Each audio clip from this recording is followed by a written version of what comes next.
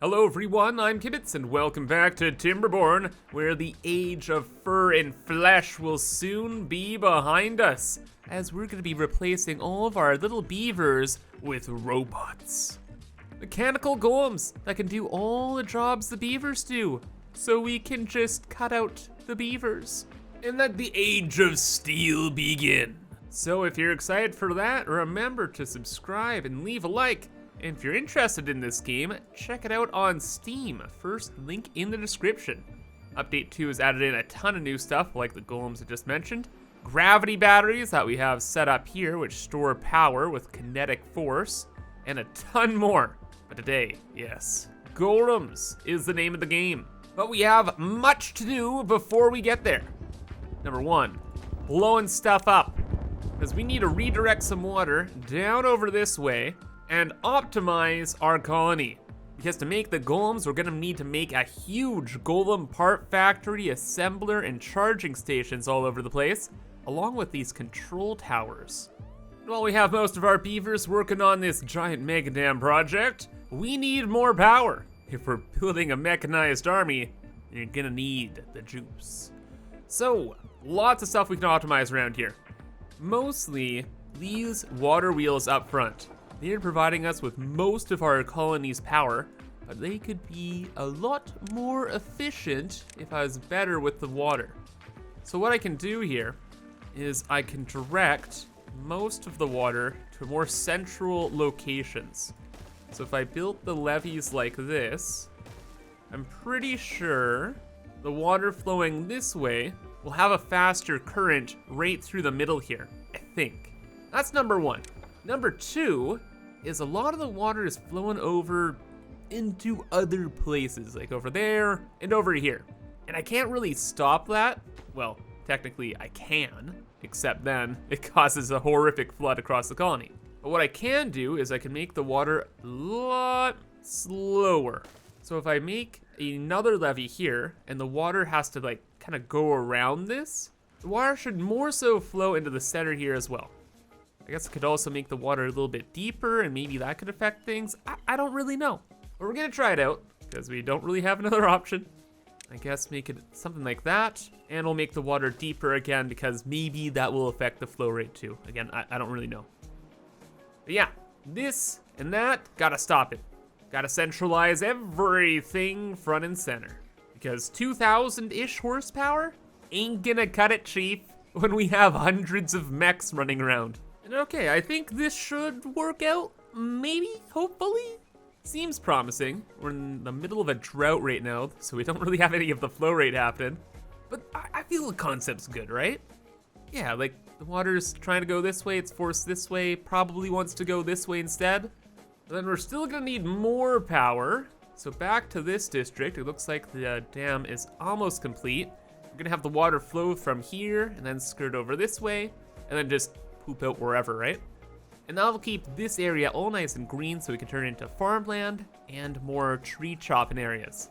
But also, we can get way more power from here because our faction of beavers has these compact water wheels and we can fit them in this canal.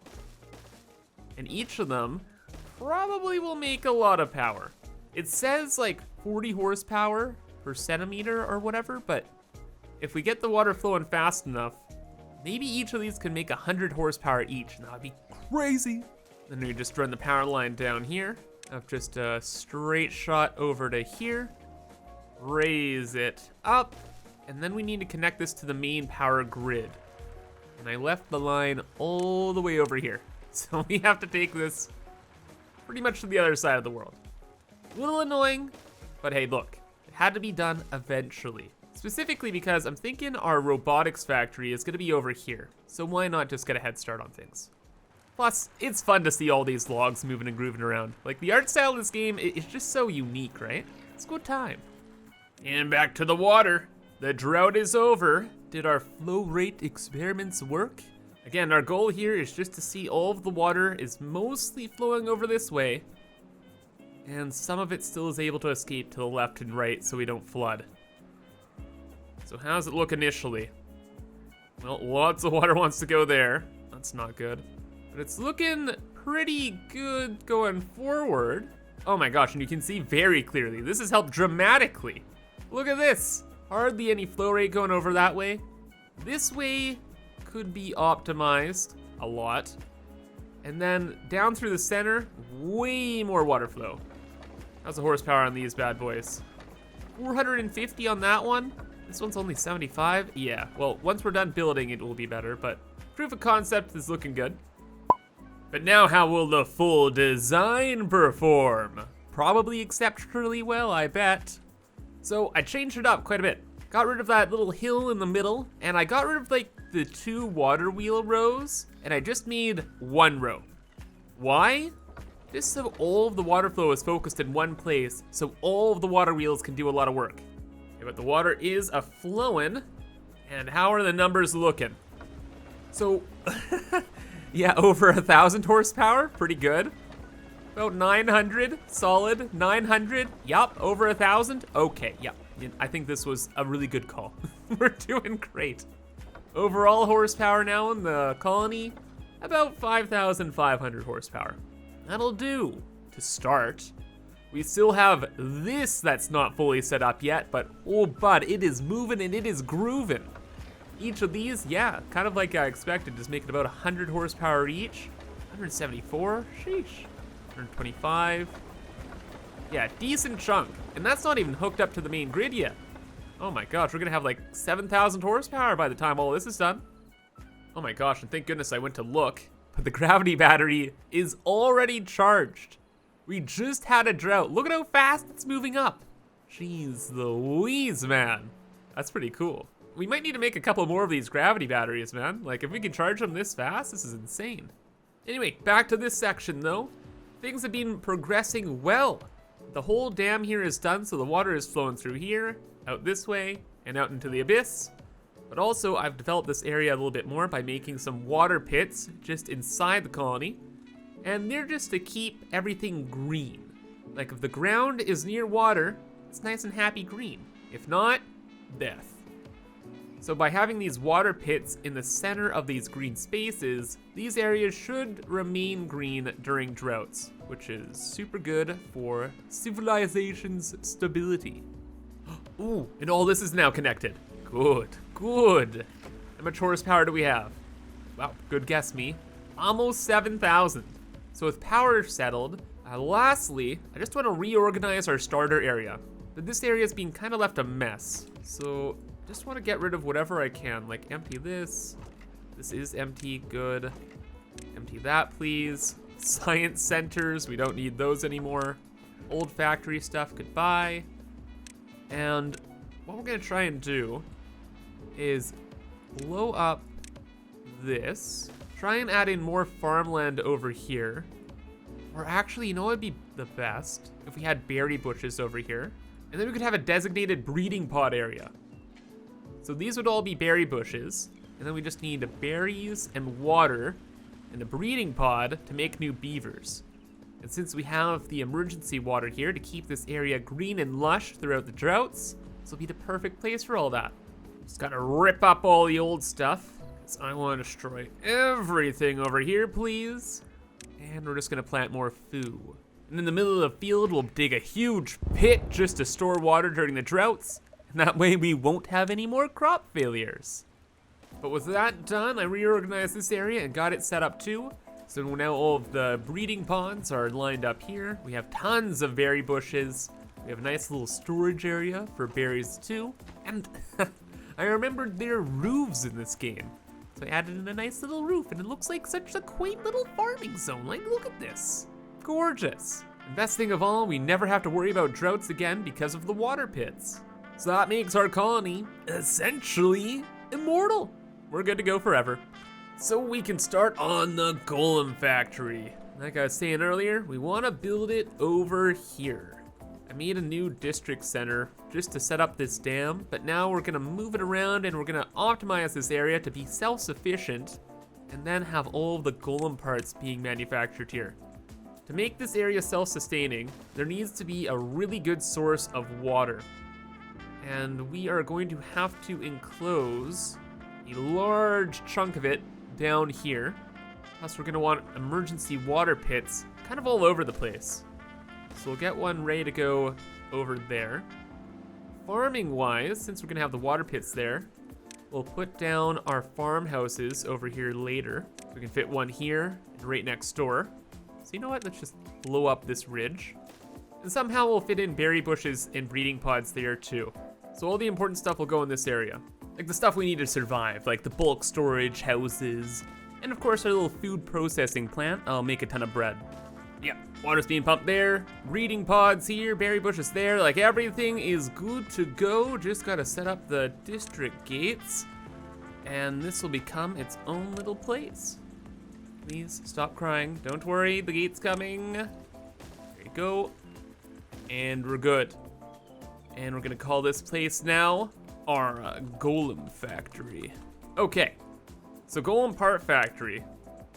What is that gonna be making? Looks like the body, arms, and the head, okay? Pretty big building, but it looks like it's stackable, that's good. We'll put like 3 down over here. And then we can make this, I guess, limbs. We'll probably need more limbs than anything else. In fact, of course, because the Golem Assembler needs 4 limbs, a body, and a head. And it takes 36 hours to put one together? That's crazy, dude. It's gonna take a long time to build all these other parts. Now for this one, you want this very centralized. Maybe we could have it like here, right in the heart of this industrial space. And then we have the charging stations, which of course will refill the batteries on the golems. And we're gonna put those just up on the roof here. The power will go to these buildings, and of course on top of the roof there will be power, so it all will work out fine. Pass all around that, because I'm sure the golems will need to walk around. Then with the rest of the space, we'll make all the gears and planks we need for the pieces. Except we'll have the metal block stuff elsewhere. And then to bring the power around, that's gonna be a journey. We have the power entering this building, but now we have to go to all of these separate ones. Well, that's gonna be rough. You guys, change your plans. Gonna face the other way, so we can just go on top of the power line, scoot on through. Probably have to do the same over here too. Just everywhere we really can. We'll sneak the power and snake it through the district. Hopefully kind of out of the way. And I left a nice little power line at the end here of our big stack of stuff. I can just go to there and then go down. And that'll power everything over there. So it's a little crazy, but you know what actually? That's not even really crazy at all. It looks very clean. And this is powered because it's attached to these buildings, which are powered by this. That was very simple. Oh, but in my haste, I made an incredible mistake I'm gonna regret forever. Oh no. You know what I did? You already know. We need 4 arms to make a golem, but I only made 3 arm factories over here because the front 2 are gonna be for the head and the body. Oh my gosh. Do I redesign the whole district for this? The answer is of course yes, I have to. I can't I can't not redesign it all. You know what?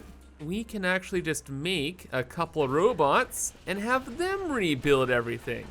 Once we get a couple of chassis, it begins. Our first mechanized beaver has started to be built. That's a really cool little design of a building there too. Except how are they making the flames? Is that like wood fire somehow? Or actually no, there's a question I've had for a little while now. They use horsepower in the game here, but how do the beavers even know what horses are? They barely even recognize what like the human colonies were before like the beaver lore apocalypse or whatever, right? So like how do they know what a horsepower is? Why isn't it like a beaver power or like a water power or something else, you know? I don't know. It's just my silly organic mind at work. Just need to have robots, or robotic mind. Just knows how to work and that's it. Doesn't sleep, doesn't eat, just works. Doesn't think about logic of the universe. Okay though, speaking of robots, you ready? Our first golem has been created. Jeez, it is a fast boy, look at him go. Where is it going? Oh my gosh, don't eat, don't harm the other beaver, please. Okay, but actually, what? Just standing there. You now realize that you are alive? Yes. And it doesn't know what to do. So it just runs. What does it do? How does this work? Plus 45% build speed? Next condition, 90%? Jeez. Movement speed is 30%, can be 60. And it gets that boost if it has a control tower.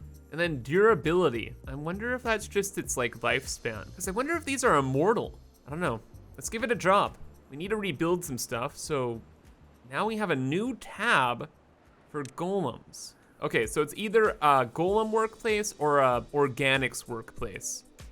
Ooh, that's a nice little detail too. Look at the windows. They're blue because it's a machine, and they're orange when it's an organic. That's kind of neat.